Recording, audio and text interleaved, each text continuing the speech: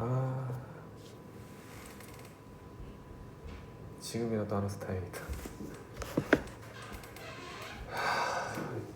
안 늦는 적이 언제일까? 죄송합니다. 앉아야.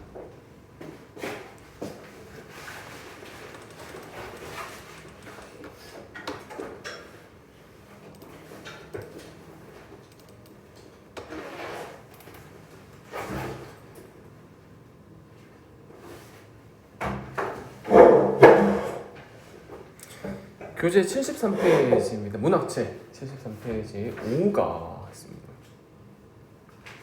72페이지 체크 안 돼 있지? 뭐요? 72페이지 체크 안 돼 있죠 지금? 뭔지 그 아 이게 약간 필기가 안 돼 있죠 약간? 했는데요. 필기 했다고요? 네. 72페이지? 하는 거 아니에요? 영상이 떴는데. 이게 내가 그런 거 이게 수업 마칠 때 마칠 때 숙제 언급을 안 하고 영상만 올렸나 봐. 내가 숙제 영상만 올렸나 봐요. 그래서 좀 숙제를 몰랐을 수도 있을 것 같아. 그래서 내가 안 알려줘가지고 내가 방금 72페이지 해설했어요 방금. 아무튼 뭐 들었으니까 됐어. 오케이 잘했어요. 아무튼 됐어요. 숙제를 반드시 공지할게. 나 이거 지금 띄워놔야 되겠다. 잠깐 까먹네. 잘했어. 우리 73페이지 풀어왔죠? 이건이. 한번 해봐. 지금 하고 있어요 얘네들.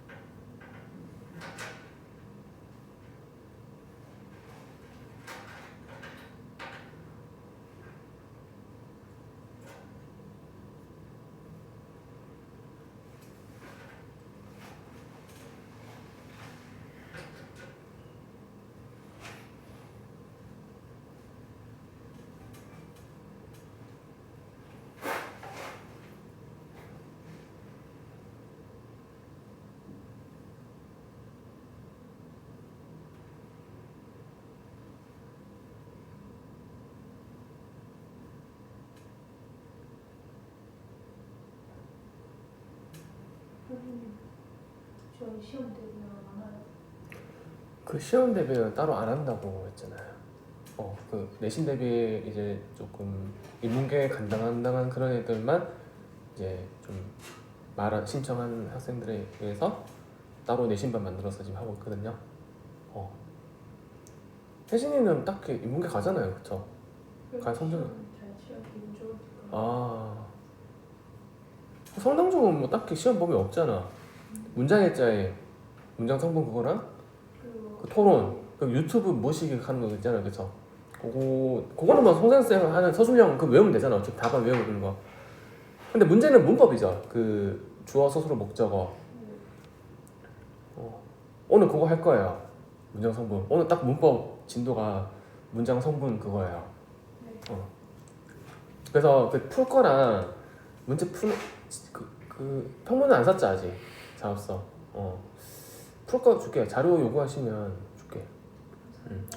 오늘 그래서 마치고 바로 가지 말고 내가 자료 뽑아줄 테니까 그 자료 보고 공부하세요. 아시겠죠? 왜 내신 대비 하고 싶나? 그냥 정규 수업 이거 해가지고 고등부 하자. 그냥 내신 대비 하고 싶고 고등 수업 하고 싶고 1번의 답은 4번이었습니다. 자, 3번은 왜 맞죠? 3번은 대상의 특성, 자연물의 특성이죠. 자연물의 특성, 뭐 변하지 않는다 이런 특성들을 덕성, 인간이 가져야 할 덕성, 지조와 절개로 설명하고 있는 거 맞잖아. 예찬하고 있는 거 맞. 예찬이 뭐냐면 찬양이에요. 맞아요. 근데 4번이 어디가 틀렸냐? 시는 이제 시 내용을 점층적으로 확대. 점층이 뭐냐면 점점 시상이 전개돼서 점점 더 커지는 표현, 더 길어지는 표현. 점층법이 뭐냐면요. 화면에 보시면 예를 들어서 1, 2, 3에 있으면 행이 갈수록 점점 길어지는 표현이죠. 점점 층을 이루면서 커지는 표현. 이게 점층법이고, 화자의 정서가 좀 격화되는 거 있지. 화자의 정서는 처음에는 약간 좀 무덤덤했는데 점점 읽어갈수록 화자의 정서가 막 화자의 정서가 좀 심화되든지 그런 게 이제 점층법이라고 합니다. 아시죠? 근데 이 시는 딱히 그런 내용 아니잖아요. 그치? 그냥 자연물을 애찬할 뿐이잖아. 그쵸?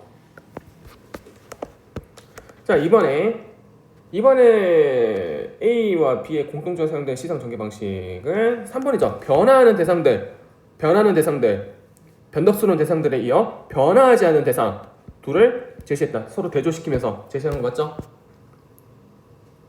됐나요?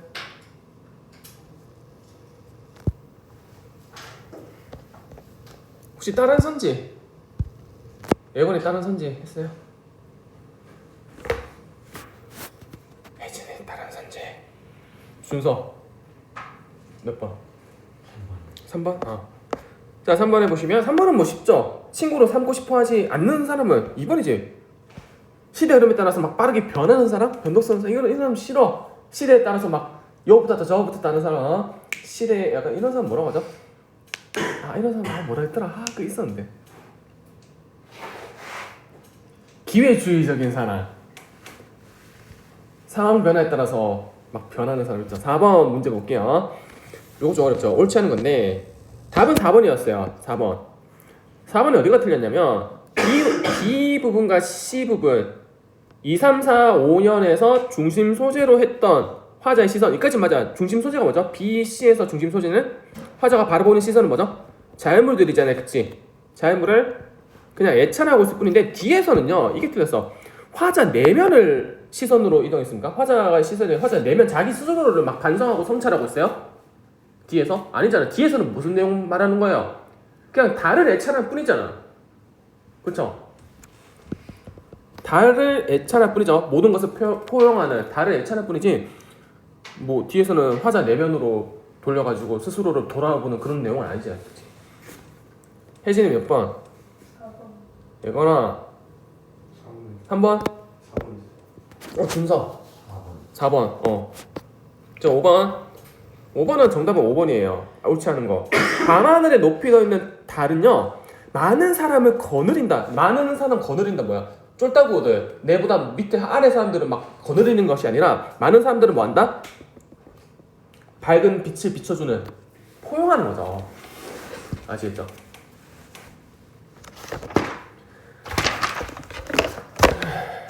자, 그 다음에 70페이지 앞쪽으로 가봅시다. 70페이지 보시면 오늘 요거 할 거예요. 윤선도는 이제 조선시대 4대부, 조선 전기 4대부입니다. 아시겠죠? 정치 세계에서 왕 밑에서 좀 일하다가 약간 조금 다른 신하들의 모함을 받아가지고 자연 속에 이렇게 위배를 당해가지고 자연 속에서 지은 시입니다. 아시죠? 만흥이 무슨 뜻이냐? 저절로 나는 흥이야. 어디서의 흥? 우리 조선 전기 가사가, 조선 전기 시조는 주제가 뭐라고 했어요? 주로 사대부층이 작자층이니까 주로 어떤 내용? 양반들 뭐 좋아해? 자연 친화적인. 저번에도 상충고 자연 친화적인 내용이고 오늘도 자연에 한번 심취해 봅시다. 자, 흥이 절로 난다. 저절로 흥이 난다. 자, 볼게요. 자, 이것도 역시 시조, 하나의 평시조, 달시조가 여러 개가 모여서 연을 이루는 연시조가 되겠죠. 진짜. 산수간 바위 아래 띠집을 짓노라는 역시 사음보로 끊어있죠. 운율 형성이 되겠죠. 산수는 뭐야? 산과 물, 즉 자연을 말하지. 자연 속 바위, 바위 자연이죠. 자연. 오가 바위 아래. 띠집은 뭐냐면 초라한 초가집이에요. 초가집. 비싼 집이 아니라 초가집을 짓고자 하니, 초가집을 통해서 화자의 태도는 어때? 자연 속에서 좀 안분지족, 좀 뭐랄까 분수에 맞게 편안한 마음을 가지며 만족하는 삶이죠. 조금 초가집처럼 조금 초라해도 소박해도 만족, 자신의 분수에 만족하는 그런 태도를 안분지족이라고 합니다. 아시겠죠? 됐나요? 자, 내 삶은, 내 자연 속의 소박한 삶은 내 뜻을 모르는 남들, 내 뜻을 모르는 남들은 누구겠어? 세속적 가치를 추구하는 약간 세상적 사람이죠. 속세. 나의 자연에서 사는 뜻을 모르는 남들은 나를 비웃는다 하는 거잖아. 나를 비웃는다 한다마는, 그러면 이거는 뭐야? 산수 간과 같은 자연과 그 모르는 남들이 서로 어때요? 자연과 속세니까 서로 비슷해요? 대조돼요? 대조가 되는 거지, 그치? 나를 비웃는다 한다마는, 자, 어리고라는 뜻은 어리석다는 뜻입니다. 자신이 어리석다. 어리석고 향함의 내 뜻에는, 자, 향함이 뭐냐면요, 밑에 보시면 알겠지만 세상 물정을 모르는 태도를 향함이라고 합니다. 아시죠? 약간 속세를 모르고 자연에서만 사는 그런 삶. 근데 스스로를 약간 겸손하게 표현했어. 화자 자신을. 다른 사람이 나를 향함으로 보는 게 아니라 화자 자신이 나 스스로를 오히려 세상 물정 모르는, 자연밖에 모르는, 즉 겸손하게, 스스로를 겸손하게 표현한 편이라고 보시면 돼요. 아시죠? 됐나요? 어리석고 세상 물정 모르는 내 뜻에는, 내 자연만을 아는 내 뜻은 내 분수인가노라. 내 분수에 맞게 받아들이겠다라는 거죠. 역시 안분지족이죠. 됐나요? 세상 물정 모르는 나.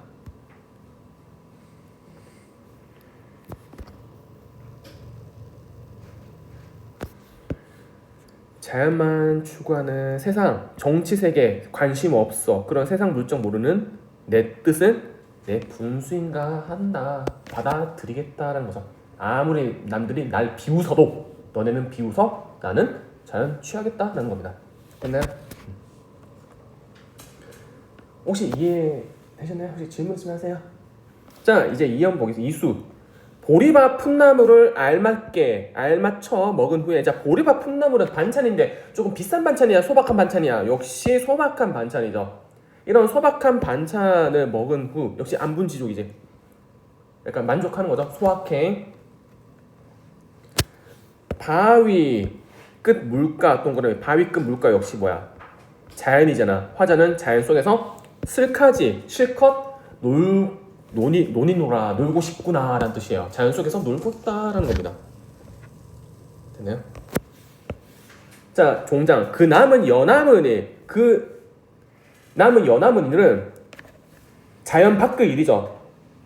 나와 상관없는 일, 즉 세속적인, 즉 부귀 영화를 말하는 거죠. 정치 세계 속에서 출세하고 부귀, 재물을 누리고 영화, 이름을 떨치는 이런 속세, 이것은 부러워할 줄이시라 부러워할 까닭이 있는가? 안 부럽다는 뜻이야. 아시겠죠? 됐나요? 그 밖에 세속적인 일이야. 내 할 바 아니다라는 거야. 아시겠죠? 됐나요? 나는 자연에서 살겠다라는 뜻입니다. 그럼 여기서는 뭐랑 뭐가 대조돼요? 연함은 일, 세모는 뭐야? 속세죠. 속세와 바위끝 물가, 자연과 역시 대조가 되는 거지. 됐나요? 대조. 됐어요? 자, 3년 볼게요. 잔들고, 역시 또 술 한잔 하시네. 자, 잔들고 혼자 앉아 먼 매를 바라보니, 자, 매는 매산이죠. 산이죠. 산. 자연이에요. 자연. 먼 자연을 바라보니, 자, 내가 그리워하는 님이 오다 한들 반가움이 이러하냐? 반가움이 자연 정도 하겠냐? 뭐가 더 좋다는 거야? 자연만 하겠느냐? 아니라는 거죠.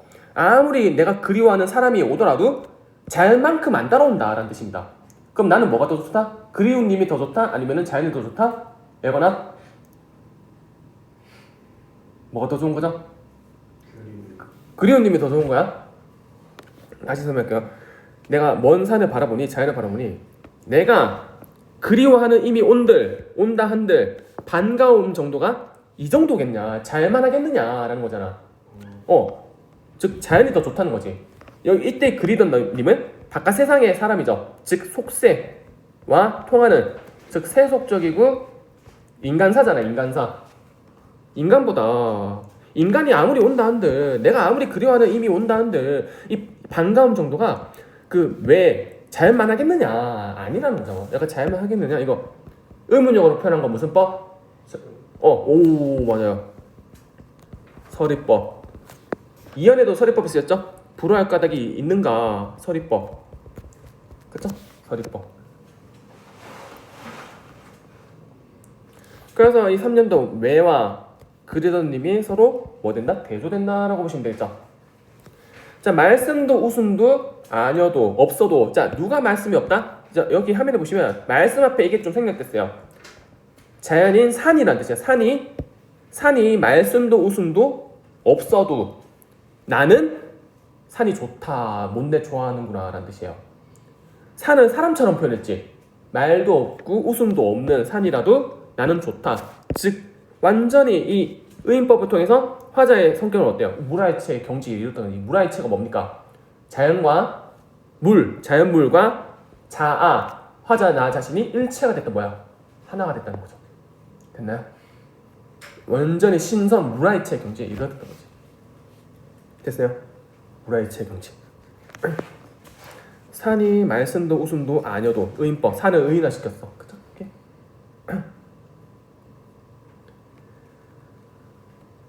이해가 되셨나요? 혜진이 뭐 질문 있나요? 질문해도 돼요. 자연 속에서 느끼는 한정.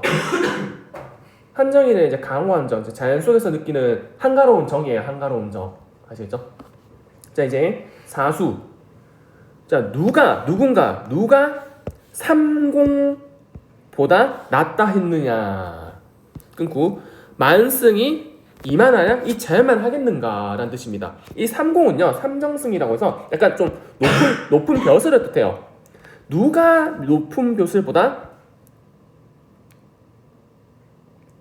누가 자연이 삼정승보다 낫다더니, 자, 누군가 자연이 높은 벼슬보다 낫다 했다. 맞는 말이죠. 만승은 이제 천자의 자리, 약간 속세, 약간 부귀영화잖아요. 그치? 높은 벼슬 자리가 되겠죠.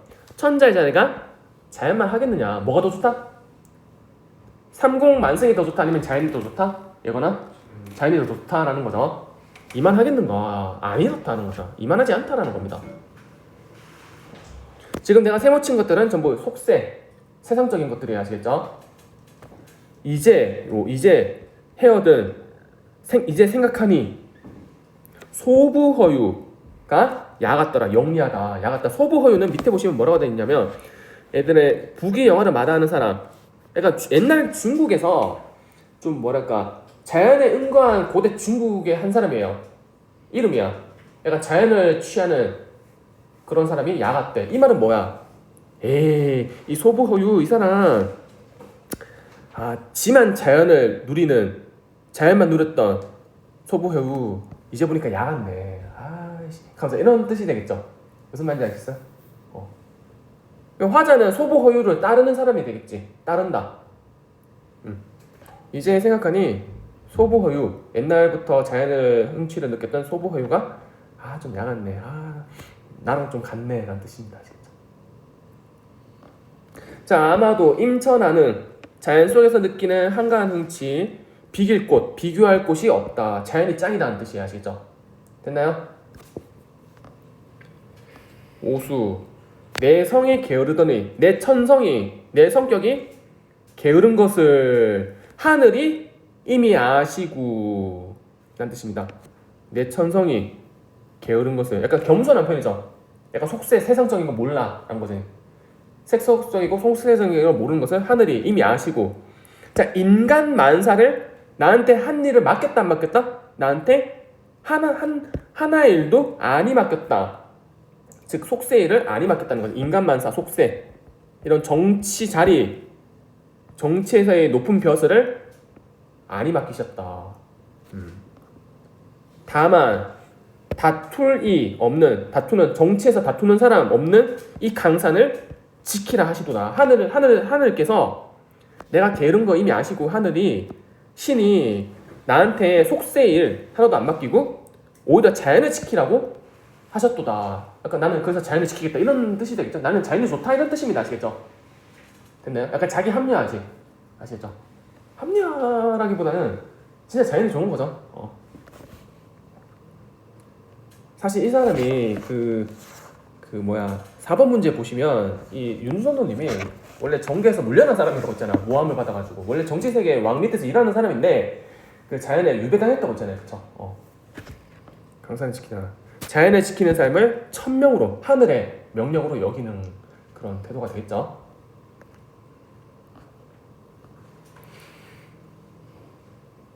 자, 이제 마지막 육수. 강산, 자연이 좋다 한들 이것이 전부 내 분수로 누웠느냐? 내 분수로 누리겠느냐? 누구 덕분이다?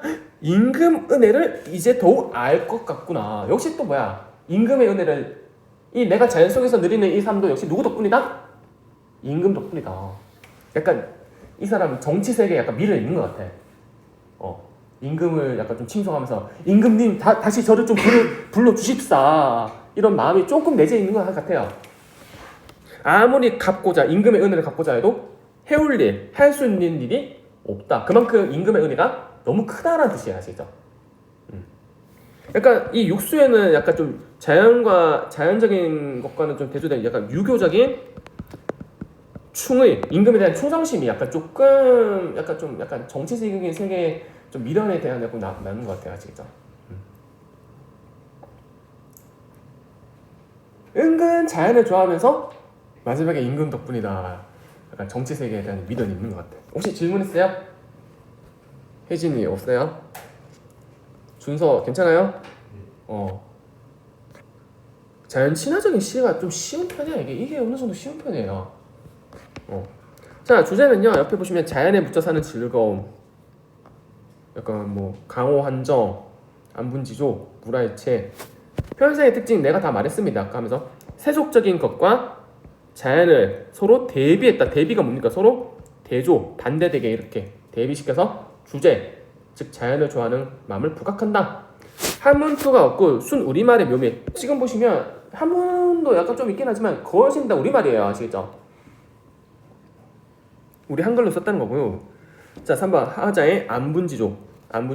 빈곤하지만 자신의 분수에 맞게 편안한 앉자, 안락하게 지내는 삶의 자세와 자연 친화적 템포 다 맞는 말이에요. 그렇죠? 혜진이 뭔가 이런 거 좋아하지 않나요? 자연 속에서 책 하나 독서하는 이런. 예. 아니에요? 조용한 자연 속에서 독서. 자연보다는 집에서. 집에서. 왜 나중에 자연에 한번 가봐요. 자연 속에 이제 계곡에 가가지고 폭포가 흐르는 그런 모습에서 약간 좀 혼자서 이렇게 책을 이렇게 독서 상상해 가시나? 별로야? 네, 그래요. 벌레 많아. 오케이, 알겠어요. 자, 전체 구성은 1수에는 안분지족이죠. 자, 안분지족.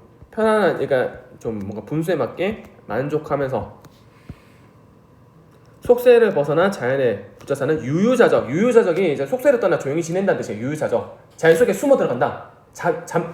유유자적. 잠적한다. 아시겠죠? 마지막에는 약간 유교적 충의가 드러나지. 약간 정치 세계에 대한 미련이 아닌가. 자, 밑에 자연과 현실에 대한 화자의 인식. 화자는 자연을 긍정적으로 여기고요. 화자가 지향하는 이상적 공간, 긍정적으로 여기는 공간이고, 현실, 속세는 어때요? 정치 현실이랑 나를 비웃는 남들, 인간들, 이런 부정적인 공간이 되겠죠. 속세. 이 둘을 대조하고 있다라고 보시면 되겠습니다. 자연과 속세를 대조를 통해 부귀 공명과 같은 이런 것들은 부정적이고, 자연에 묻혀 사는 유유자적한 삶이 더 낫다, 더 좋다라는 겁니다. 됐나요? 자, 밑에 보시면 전부 대조되는 것들 있죠. 이수에서 근함은 연함은 일이 속세면 이것과 반대되는 자연물은 뭐였죠? 자연물 뭘까? 내가 체크를 안 했나? 뭐겠어요? 바위 끝 물가라는 것이 자연이 되겠죠. 바위 끝 물가.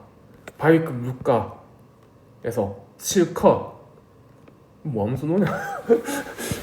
이렇게 자연을 취하면서 논다는 거죠. 뭐 책 같은 거 있겠지 뭐. 자, 한번 옆에 1번에서 5번 한번 풀어볼까요? 사실은 있잖아, 우리 모의고사에 이런 지문이 나오면 나는 보통 요거 먼저 했는데 지문은 해석 문제인데 뭐부터 읽으라 했어? 일단 2번과 4번 같은 문제에는 보기 박스를 먼저 읽고 시를 접하시면 더 조금 힌트가 되겠죠. 작가가 어떤 사람인지 다 나오니까. 그치? 주로 어떤 상황에서 지어졌는지.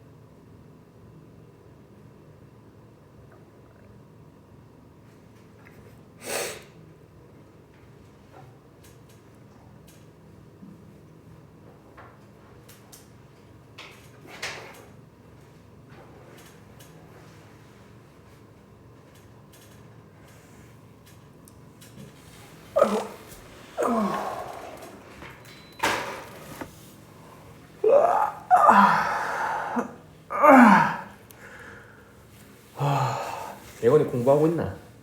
아니요.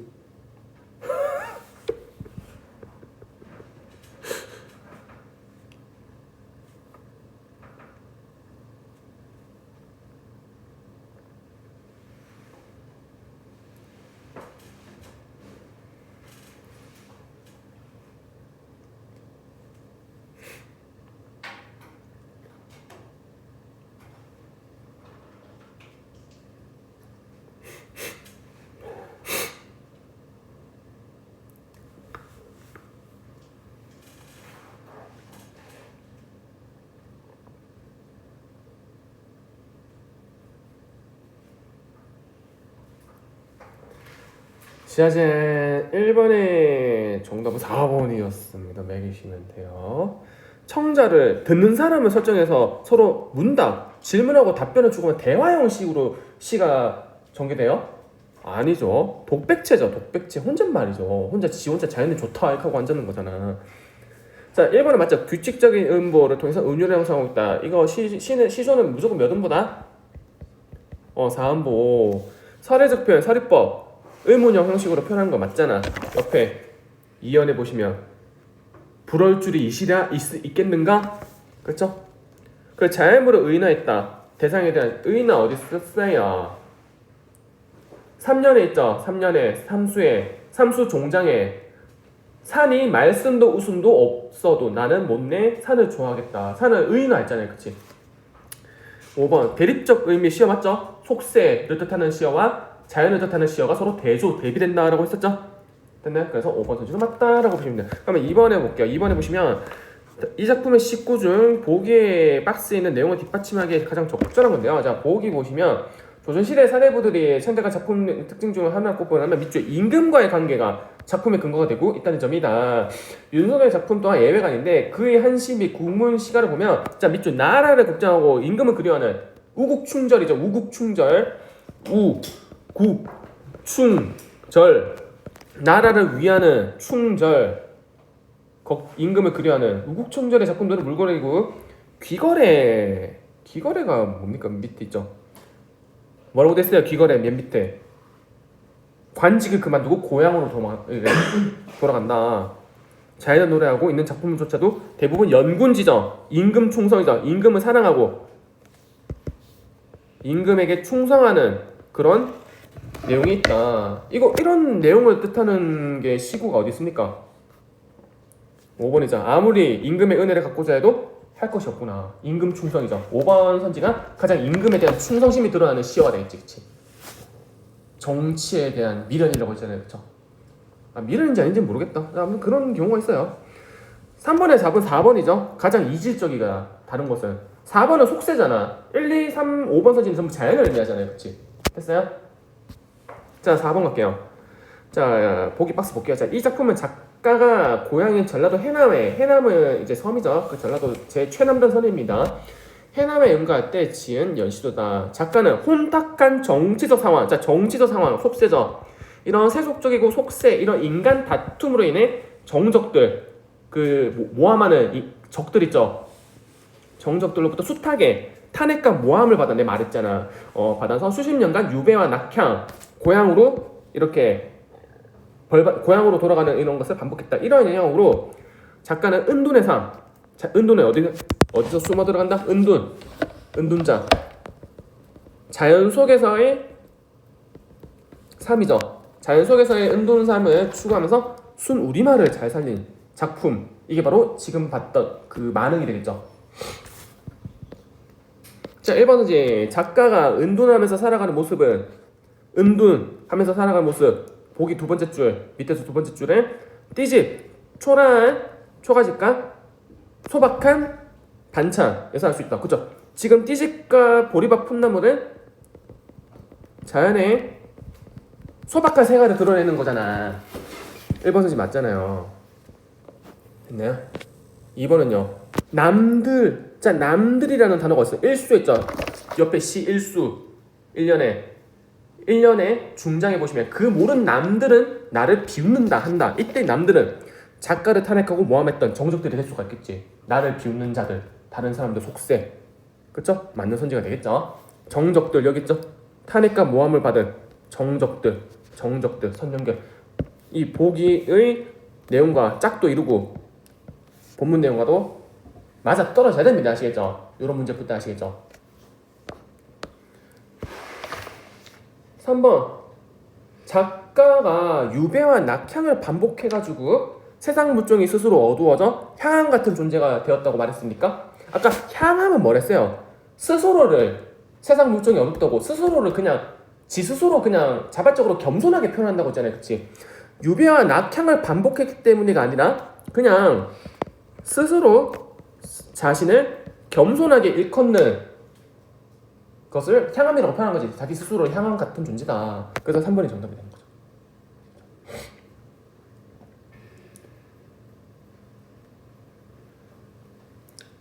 4번은 맞지? 알맞초, 알맞춰, 슬카시, 실컷. 순 우리말 있잖아. 한자가 아니라. 그쵸? 순 우리말을 잘 살렸다. 보기 박스 맨 밑에 줄과 연결되죠? 자, 5번 선지는 연암은 그 연암은 그 다른 일. 이수에 있죠.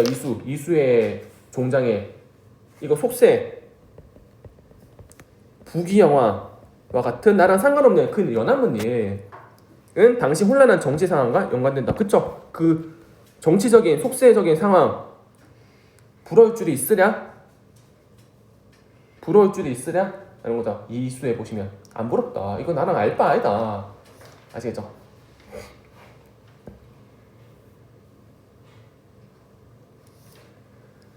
제발 보세요. 좀 어려워요? 이거는 네. 괜찮아요? 네. 자, 5번 갈게요. 5번 문제. 옳지 않은 겁니다. A는 대문자 A는 속세고요. B는 자연이죠. 속세와 자연이 대조된다. 답은 5번이죠. 그리던님 삼수에 있죠. 삼수에 그리던님은 화자가 A에 미련이 남았음을 암시한다? 아니죠. 오히려 A에 미련이 남은 것은 그리던님이 아니라 육수에 있죠. 임금의 은혜 더욱 아나이다. 임금의 은혜 즉 육수의 내용이 임금 그러니까 속세에 좀 미련이 남아있지 않겠느냐라는 거지. 임금아 다시 저 좀 불러주시옵소서 아닌가요? 그리던님은 왜 아닐까요? 그리던님보다 자연에 속다고 있잖아. 삼수에 보면 그리던님이 오다 한들 반가움이 이 정도겠느냐 자연만 하겠느냐라는 거잖아. 됐나요? 오케이. 자, 숙제 알려줄게요. 숙제는요 78에서 79 요거 영상 강의 듣고 필기 해오고 문제 풀어주시면 되고 다음 주부터는 이제 현대소설 들어갈까요? 이제 오늘부로 고전 시가 끝났어요. 이제 다음 주 시간에는 현대소설 이제 소설 나가겠습니다. 아시겠죠? 자, 아우 시간이 왜 이렇게 많이 지나갔지? 아따. 자, 우리 그 몇 쪽이었죠? 우리 문법은요.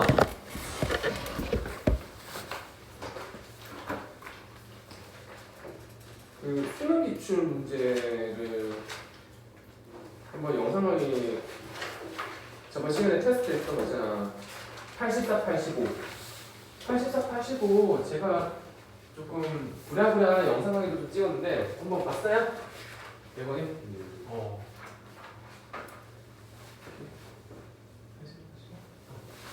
84에서 87까지 했죠?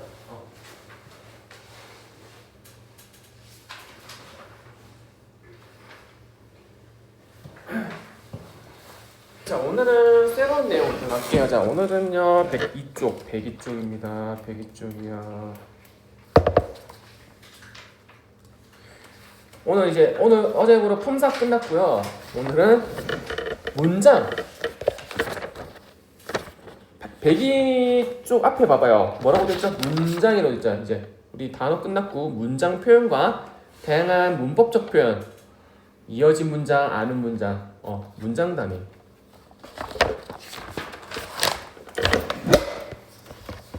자, 우리 봅시다. 자, 주성분이라고 되는데 일단 문장이 뭔지 알아야 되겠죠.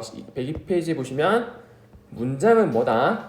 인간의 생각이나 감정을 뭔가 말과 글과 따위로 표현할 때, 즉 완결된 내용을 나타낼 때 가장 작은 언어 형식, 즉 주어와 서술어를 관계를 갖추고 있는 것이 원칙이죠. 인간의 생각이나 감정을 말이나 글로 표현할 때 완결된 내용, 주어 서술어 관계를 갖추고 있는 가장 작은 언어 형식 하나의 문장이잖아요, 그렇지? 하나의 문장이 아니라 여러 문장이 102페이지. 주어 서술어가 하나의 문장이잖아요, 그렇죠? 가장 작은 단위잖아요, 문장이 가장 작은 단위, 그렇죠? 혜진아 이거 시험 범위 들어가는 거지? 잘 들으세요. 자, 문장 성분 밑에 문장 성분은 문장 안에서 문장을 구성하면서 밑줄 일정한 문법적 기능을 하는 문장을 하나의 문장 이루는 각 부분들이야. 각 부분들. 뭐 주어, 목적어, 서술, 어로 끝나는 것들 있지. 하나의 문장을 이루는 부분들, 부품들을 문장 성분이라고 해요. 자, 옆에 어절, 구, 절 등도 문장 성분이 된다라고 하는데 어절, 구, 절이 뭘까? 옆에 날개 부분에 있죠. 자, 어절이란 뭡니까? 문장을 구성하는 기본 단위로서 되게 띄어쓰기 단위로 나뉘어진 덩어리를 어절이라고 하죠. 뭐 3어절로 써라, 4어절로 써라 할 때 여기 봐봐. 저 꽃이 매우 아름답다. 띄어쓰기 단위로 나뉘어진 이 말의 덩어리를 어절이라고요. 각각의 문장 성분이 될 수가 있겠죠. 구는요. 하나의 단어가 아니라 둘 이상의 단어, 어절이 모여서 하나의 단어처럼 쓰이는 것을 구라고 해요. 예를 들어서 주어와 서술어는 갖추지 못했지만 뭔가 하나의 단어 덩어리처럼 하는 거. 저 꽃이 매우 아름답다 했을 때 자, 꽃인데 무슨 꽃? 저 꽃이. 저라는 단어와 꽃이라는 어절이 만나서 뭔가 하나의 단어로 쓰이고 있잖아요. 그치? 이게 구라고 합니다. 근데 문장은 아니잖아요. 문장보다 작은 단위잖아. 하나의 단어보다는 큰 단위지만 문장보다는 작은 단위. 구라고 하죠. 아름답다. 그냥 아름다운 것이 아니라 어떻게 아름답다? 앞에 매우 아름답다. 매우라는 말과 어절과 아름답다라는 어절이 단어와 단어가 모여서 뭔가 하나의 단어처럼 쓰이고 있잖아요. 그치? 매우 아름답다. 됐나요? 이건 어때? 책인데 앞에 무슨 책? 하나의 단어 앞에 뭐가 붙을 수 있죠? 새 책. 새 책은 하나의 단어야. 구야. 구죠. 구. 아시겠죠? 좋은 책, 새 책, 헌책 이런 것들. 하나의 단어 이상이지만 문장보다는 작은 단위다. 절은 이제 문장이죠. 절. 주어 서술어를 갖춘 단위, 즉 문장이야. 나는 손에 땀이 나도록 할 때 땀이 주어 나도록 서술어, 주어 서술어 관계를 갖추고 있는 절. 우리 오늘 이거 배울 거야. 오늘부터 절. 그래서 뭐 책 읽을 때 몇 구절 읽으라 이렇게 말하잖아요. 구절, 한 구절, 두 구절 할 때 거기서 나온 말이에요. 자, 이제 주성분, 우리 문장 성분은 크게 세 가지로 나뉘어요. 이제 앞으로 배울 건데 주성분, 부속성분, 독립성분인데 일단 주성분은 뭡니까? 문장을 이룰 때 골격이 되는 가장 필수, 생략하면 안 되는 거. 부속성분은 주성분을 좀 꾸며주는 거, 약간 부수적인 거, 생략 가능한, 있어도 되고 없어도 되는 성분이에요. 주로 관형어, 부사어가 있다. 자, 오늘 이거 아까 관형어 나왔죠. 선생님 저번 시간에 배웠던 품사 관형사랑 대체 뭔 차이가 있어요? 준서야 저번에 질문했잖아요. 그치? 오늘 비로소 할게요. 아시겠죠? 독립성분은 다른 문장 성분과 다른 단어와 직접적인 관련이 없는 약간 독립적인 성분, 독립어. 뭐 감탄사 이런 거 있잖아. 우와, 야, 우와 이런 것들 있죠. 자, 첫 번째 이제 주성분부터 할게요. 자, 주성분 첫 번째 뭐가 있죠? 주어가 있죠. 주어가 뭡니까? 문장에서 동작 또는 상태나 성질에 뭐가 된다? 밑줄, 주인 주자, 주체가 되는 문장 성분. 무엇이 어찌하다, 어떠하다, 무엇이다에서 무엇이에 해당되는 거죠. 민지가 밥을 먹다 해서 민지가 무엇이, 뭐뭐시, 뭐뭐가 이 부분이 주어라는 거지. 됐어요? 상태, 성질. 먹는다라는 동작의 주체가 누구죠? 민지잖아요. 그치? 됐나요? 영어에서도 주어 서술어 하잖아. 그치? 단어에서 가장 기본이 주어죠. 자, 세 번째 점입니다. 주어는 어떻게 형성합니까? 체언. 명사 같은 단어 체언 뒤에 또는 체언구시라는 구나 절에 뭐가 붙는다? 주격조사 체크. 주격조사 두 가지가 있죠. 뭐가 있죠? 무엇, 이, 가 또는 깨서 라는 것들이 주격조사가 되겠죠. 여기 봐봐. 민지라는 체언 뒤에 주격조사 가가 붙으면서 주어가 형성되는 거지. 주격조사. 주어의 자격을 주는 조사.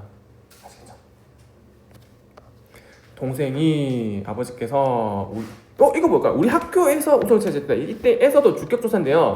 이거 가로도 바꿀 수 있잖아. 이때에서는 앞말에 뭐가 쓰였을 때 단체나 기관을 가리키는 약간 단체 무정 명사, 뭔가 단체를 나타내는 생명이 없는 감정이 없는 명사. 우리 학교와 같은 말이 채연이 때에서가 쓰는 거죠.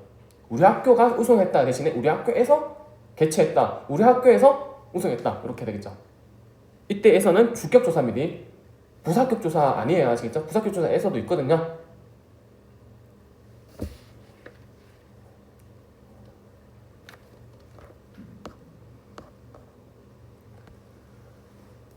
이번에 혹시 무슨 말인지 모르겠어요? 괜찮죠? 자, 근데 주격조사는 생략 가능해요. 누나가 지금 밥 먹는다 대신에 이 가라는 주격조사 생략되잖아. 누나 밥 먹는다 되잖아요, 그치? 주격조사 생략해도 돼요. 주격조사 생략됐지만 이 누나라는 것은 주어라는 자격은 가지고 있습니다. 아시겠죠? 주어라는 자격은 가지고 있습니다. 잃어버리는 게 아니에요. 그리고 주격조사 대신에 뭐가 붙을 수 있다? 보조사 밑줄. 보조사가 대신할 수 있다라는 거지. 이거는 이거 봐봐. 진이만 공원에 갔다 했을 때 이 만 대신에 이 만은 보조사잖아요, 그치? 뭐뭐만, 뭐뭐도. 원래는 이 만이 아니라 주격조사 가가 오겠죠. 그래서 이 나는 보조사는 만 대신에 주격조사 이가가 올 수 있으면 주어인 거지. 아시겠죠? 주격조사 붙여보면 돼요. 아시겠죠? 주격조사를 이가를 붙였을 때 말이 되면 주어인 거지. 아시겠죠? 자, 서술어는 뭘까요? 서술어는 주어의 밑줄, 동자, 주어가는 동사나 성질, 상태, 형용사를 뭐한다? 풀이하는 문장 성분. 먹는다와 같은. 민지라는 주어가 동작 뭐하는지 풀이하는. 서술, 풀이술. 아시겠죠?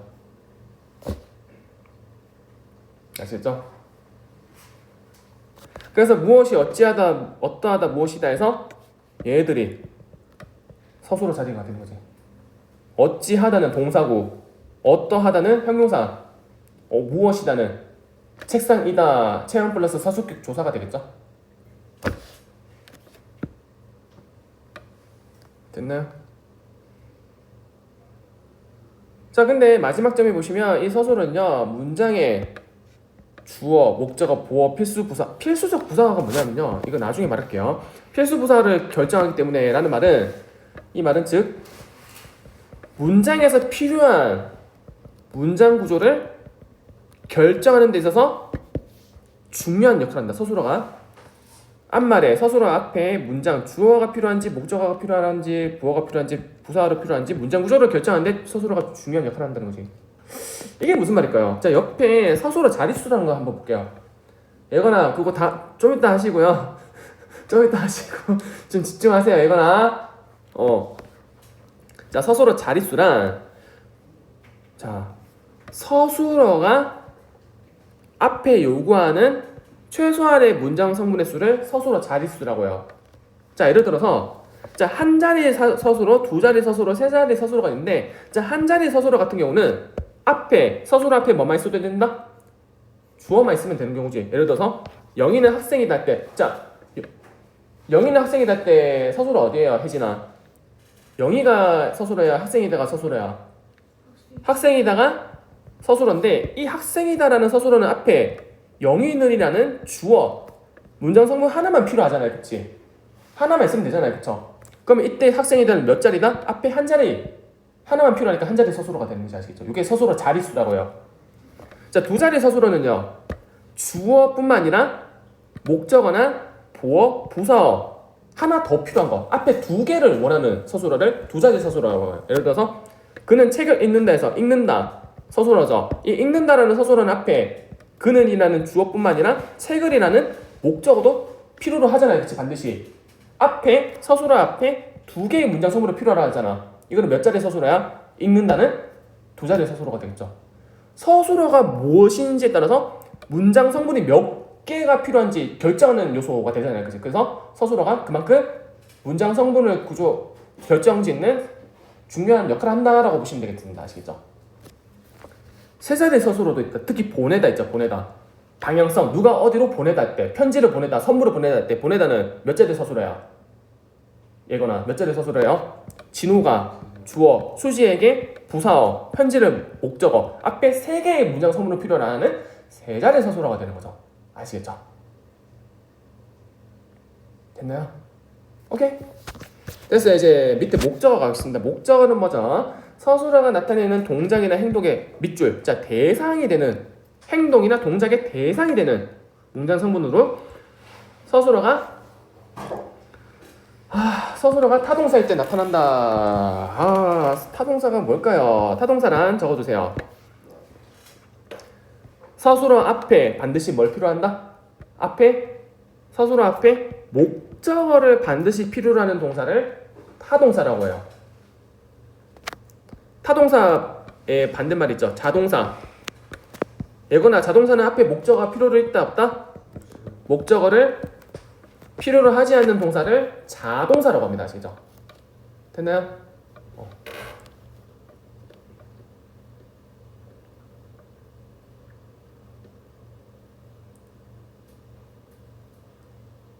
됐나요?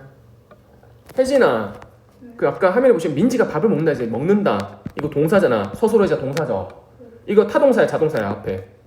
이거 목적어를 반드시 필요로 하잖아 했지. 민지가 먹다 말이 안 되거든요.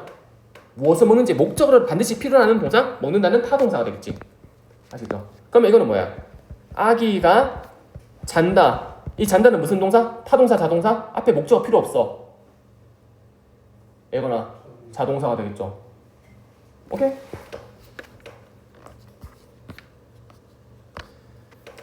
자, 목적어 어떻게 만들까요? 두 번째 점 있죠. 체험 또는 체험구시라는 구나절에 뭐가 분다? 목적격 조사 을ler이 분다. 을ler 붙는 건 무조건 목적어예요. 을ler. 영화를 개봉하기를 아시겠죠? 근데 목적격 조사 세 번째 점에 봐봐. 목적어의 세 번째 점. 목적격 조사는 생략 가능하죠? 예거나 나는 밥 먹었다 할 때 이 을을 생각했잖아. 그래서 여기 생략이 아무리 됐더라도 목적격 조사 을을 붙었을 때 말이 되면 이거 목적어야. 아시겠죠? 밥. 아시겠죠? 목적격 조사 을리 대신에 보조사가 대신해서 올 수도 있죠? 밥만 먹는다. 밥도 먹는다.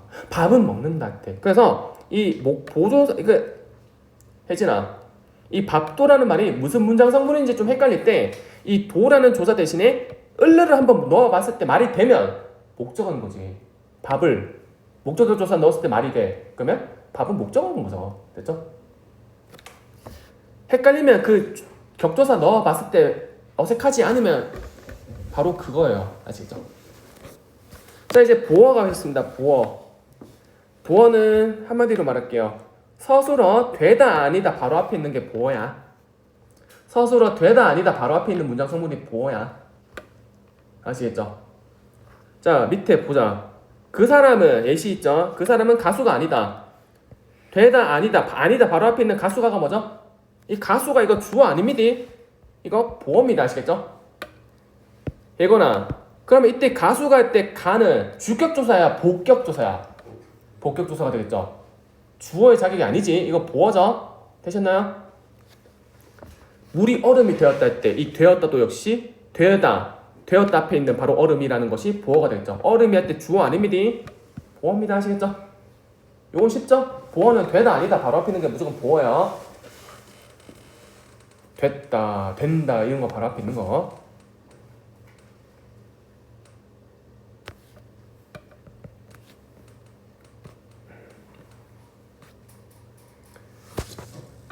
혹시 질문 있어요? 그럼 이거 한번 해볼까? 헷갈리나?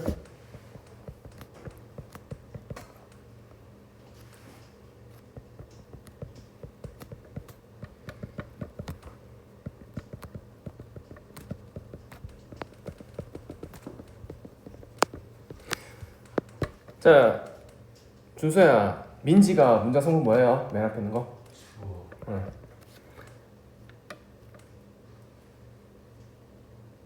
예거나 도둑이. 이거 주격조사 같은 거 아니야? 도둑이 주어야? 맞아요, 주어. 그럼 뭔데요?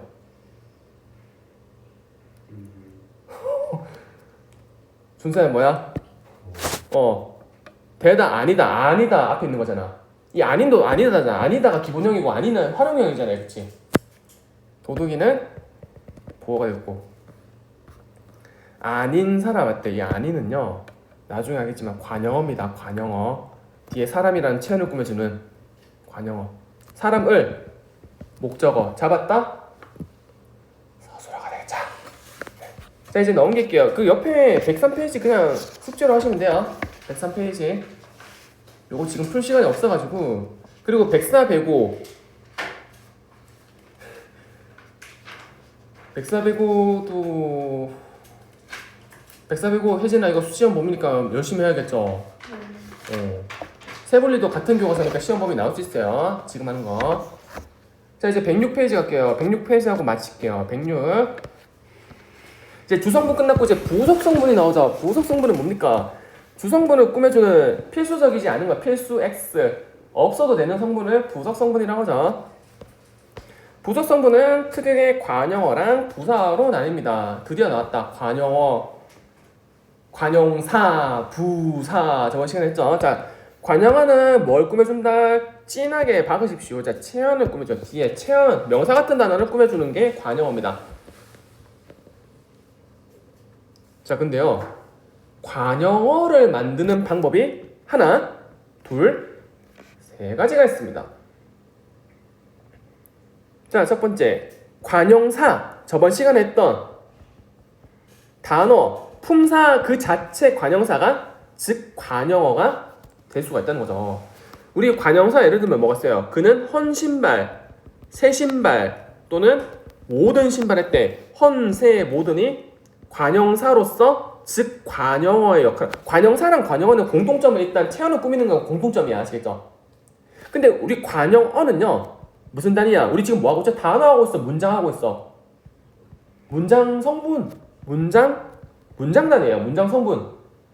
끝에 사가 붙는 거 뭐야? 품사. 즉 단어. 품사와 관련된 말이지. 아시겠죠? 단어랑 문장은 다르잖아요. 그치? 그 범위 자체가 다르잖아. 예거나 단어가 더 큰 범위야? 문장이 더 큰 범위야? 문장이 더 큰 범위잖아요. 그치? 아시겠죠? 관형사가 관형어 안에 포함이 되는 거죠. 아시겠죠? 나중에 그 106페이지 오른쪽 날개 밑에 부분 요거 좀 이따 할게요. 그래프 같은 거 있죠? 자, 그 다음에 어떻게 관형어 만들 수 있죠? 두 번째, 체언 플러스 관형격 조사 의가 붙어서 만들어지고 체언에 플러스 관형격 조사 의가 붙어서 관형어가 만들어지는 거지. 여기 있죠? 저 아이가 명수, 체언, 관형격 조사 의가 붙어서 명수의가 관형어로서 뒤에 누굴 꾸며주죠? 체언, 친구를 꾸며주고 있죠. 시골의, 관형격 조사 시골 플러스 의가 관형어가 돼가지고 뒤에 풍경이라는 체언을 꾸며주는 관형어가 되겠죠. 근데 시골의는 품사는 뭘까? 문장 성분은 관형어지만 품사는 시골. 품사 뭐다? 이 의라는 조사는요. 시골이라는 체언에 관형사 품사 자체를 바꿔주는 역할은 안 합니다. 아시겠죠? 관형어에 자격을 줄 뿐 품사를 관형사로 바꾸는 건 아니에요. 아시겠죠? 그래서 이 시골의 품사는 체언 그대로인 거지. 아시겠죠? 자, 그 다음에 관형사형, 용언의 관형사형 활용형이죠. 용언의 어간에 뭐가 붙는다? 관형사형음이 외우세요. 관형사형음이 뭐가 있죠? 은는 을던 이거 붙어서 관형어가 만들어진다. 자, 예쁜 할 때 이거 어떻게 만들어진 거죠? 예쁜 용언의 어간 형용사 어간 예쁘다, 예쁘고, 예쁘지, 예쁘라는 어간 뒤에 니은 관형사형 어미 앞말이 모음으로 끝날 때는 은이 아니라 니은으로 이렇게 관형사형 어미 바뀌겠죠. 예쁜 사람 그리고 예쁠 사람 예쁘던 사람 그쵸? 그래서 붙어서 관형으로서 뒤에 체언을 꾸며주고 있잖아요. 그치? 됐어요? 자, 기본적으로 관형어는 수의 성분 수의가 뭐냐면요 없어도 된다는 거야. 필수가 아니라는 거야. 수의적이다. 필수적의 반대말이야. 수의적이라는 말은 필수가 아니라는 거예요. 없어도 된다는 거야. 생략돼도 된다는 거예요. 기본적으로 이 관형어는 수혜 성분이지만 의존 명사 앞에 있는 관형어는 필수 성분이다. 의존 명사 이런 거 있죠. 보이는 것, 내 알 바가 아니다 할 때 이 것이 의존 명사인데 이 것은 혼자서 못 쓰이잖아. 앞에 뭐가 있다? 보이는이라는 관형어가 반드시 있어야 돼요. 이거는 필수라는 거지. 혜진아, 야, 예건아, 이거 보이는 이거 어떻게 만들어진 단어야? 보이다, 보이고, 보이지 할 때 보이 플러스 은은하던 관형사형이 이거 용언의 활용형으로 만들어지. 용언의 관형사형이 되겠죠? 관형어.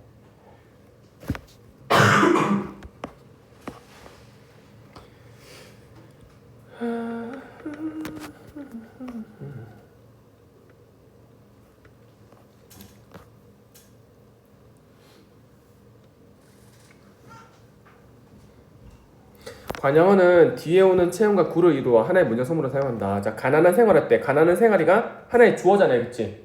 그쵸? 근데 앞에 가난하니 뒤에 생활이라는 체험을 꾸며주는 관형어인데 이 관형어는 뒤에 생활과 합쳐져가지고 하나의 주어로 쓰인다는 거죠. 주어의 일부로 쓰일 수도 있다는 거지. 관형어가 아시겠죠? 구의 부분으로서 쓰이는 거지. 그냥 생활이 아니라 가난한 생활이라는 구의 일부분이 된다는 거죠.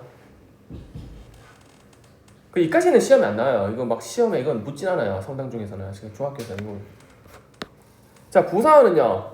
뭘 꾸며준다? 주로 뒤에 체언이 아니라 용언을 꾸며주는 문장 성분이 부사어입니다. 자, 부사어도 만드는 방법이 역시 세 가지가 있죠. 품사인 부사 그 자체가 부사어가 될 수가 있고요. 너무 많다 또는 빨리 가다, 매우 많다 때 이 매우 빨리 너무가 품사 즉 부사가 즉 부사어로서 쓰이는 거죠. 자, 한번 보자. 이거 좀 헷갈리죠? 밑에 이거 한번 먼저 해보자. 자, 관형사는 관형어에 포함되지만 관형어라고 해서 관형어가 즉 관형사가 아니다. 자, 이게 무슨 말이냐면, 자, 여기 체크하세요. 우리 뒤에 사가 붙는 이 관형사, 이런 뭐 세체, 헌체 같은 이 관형사는 단어 자체의 성격을 말하는 뭐다? 품사 단위예요. 단어 단위인 거지. 품사 그 자체야. 근데 관형어, 뒤에 어가 붙는 관형어는요, 문장 안에서 일정한 문법적 기능을 하는, 우리 지금 뭐하고 있죠? 문장 성분이지. 문장 성분. 품사가 아니라 문장에서 일정한 기능을 하는 부분이에요. 좀 큰 틀이라는 거지. 문장 단위라는 거지. 관형어.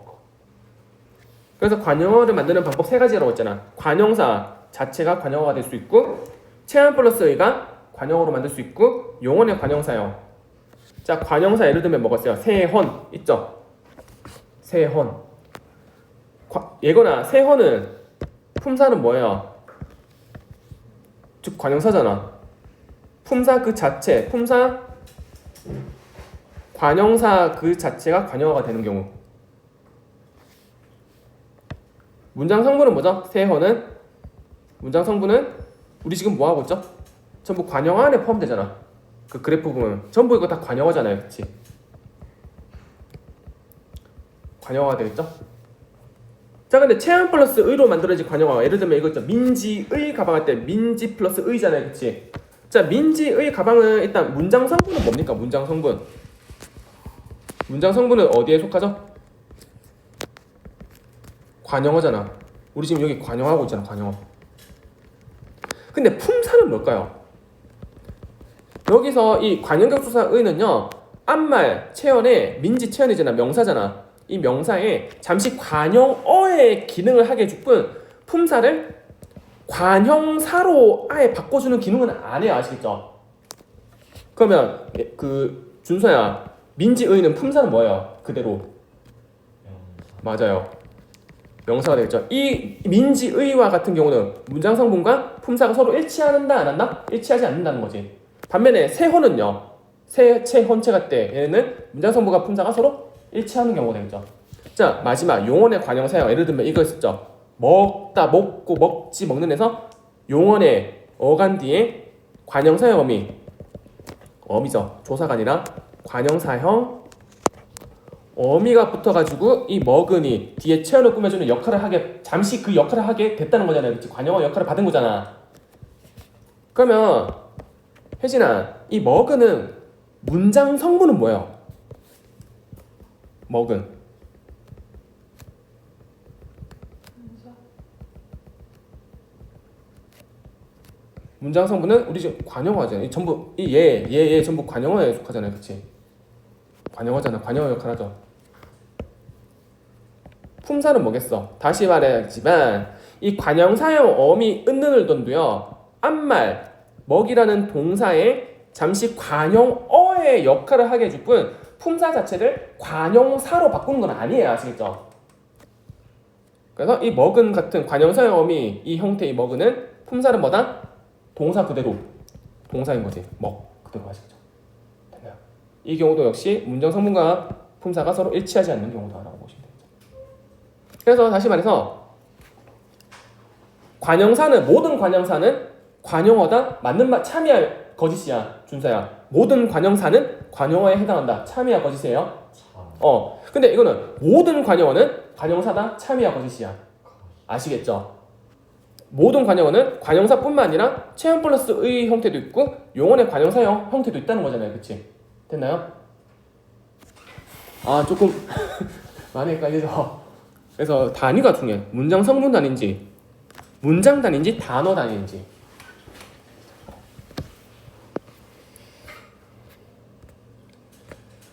자 여기 다시 부사로 돌아올게요. 오늘 고생이 많군요. 쉬는 시간 없이.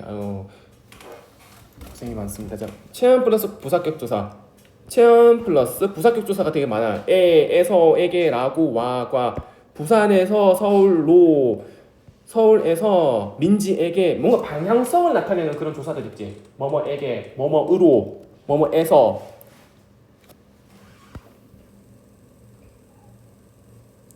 아시겠죠? 뭐뭐으로 또는 와과 있죠. 나는 과자와 밥을 좋아한다 때의 와과 이런 것도 전부 부사격 조사에 해당합니다.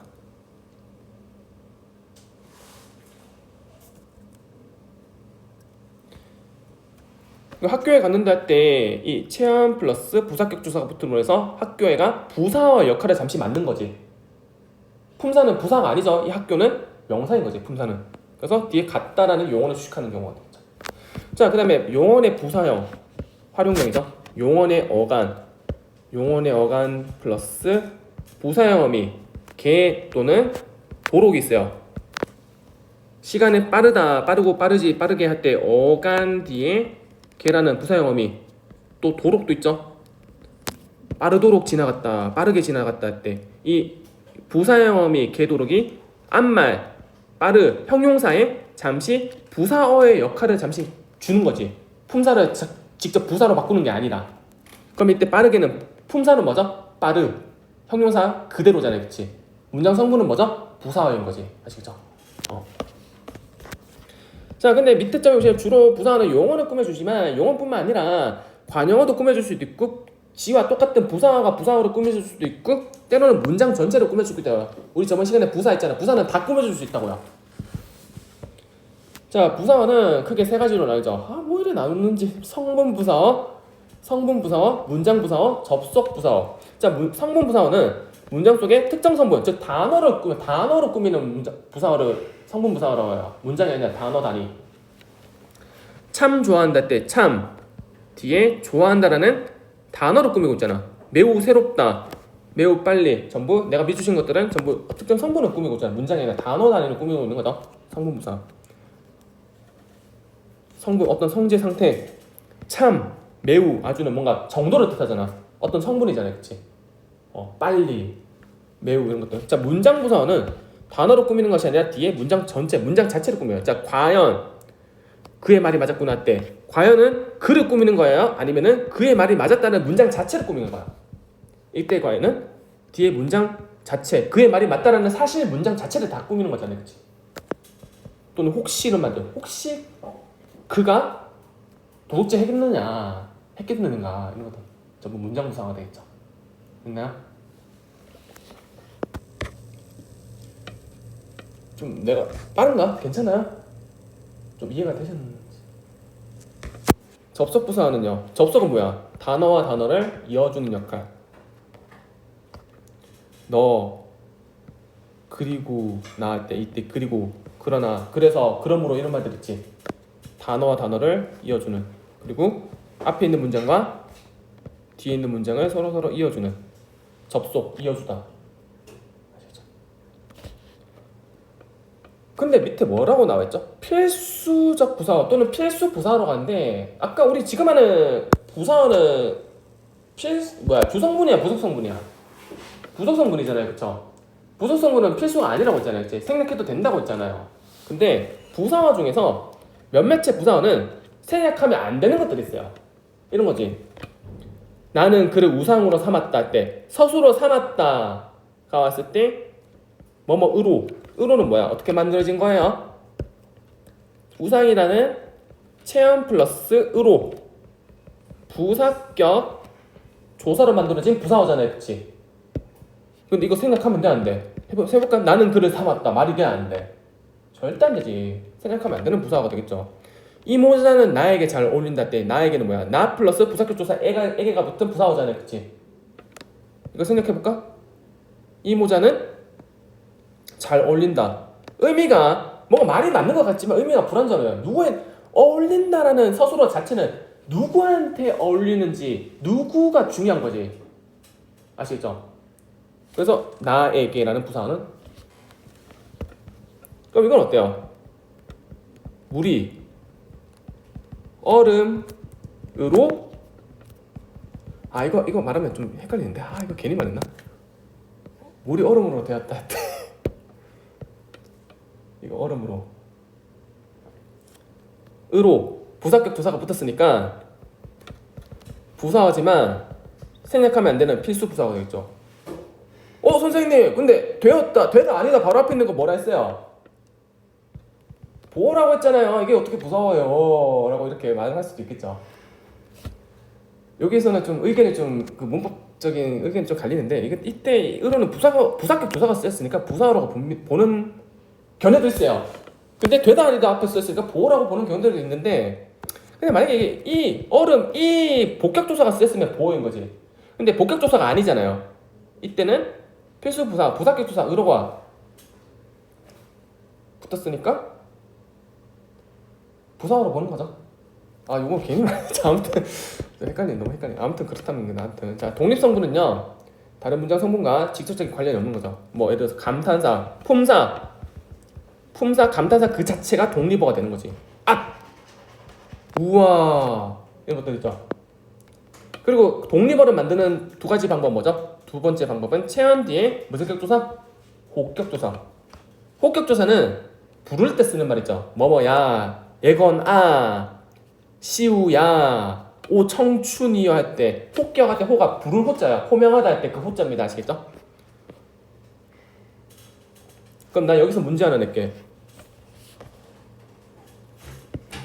자 준서야, 경호야 할 때 있죠. 경호야는 어떻게 만들어진 하나요? 체언 명사 플러스 조사로 만들어진 독립어잖아요, 그치? 근데 경호야는 품사가 감탄사일까 명사일까요? 아시겠죠? 명사인 거지. 감탄사는 얘네들 감탄사 그 자체가 단어 그 자체 독립어가 되는 감탄사 그 자체. 경호야는 체언 플러스 야 조사는 감탄사로 바꾸는 역할을 안 해요, 아시겠죠? 감탄사로 안 바꿉니다. 자 제시어 이런 거 있죠. 청춘 얼마나 아름다울까. 사랑 그 얼마나 그 제시어 표어 같은 말 있죠. 이런 말도 역시 독립어에 속하는 거지. 근데 얘는 감탄사가 아니에요. 즉 명사인 거지. 품사는 명사지만 문장 성분은 독립어다라고 보시면 되죠. 이렇게. 자 옆에 107페이지 풀구 108, 109 이렇게.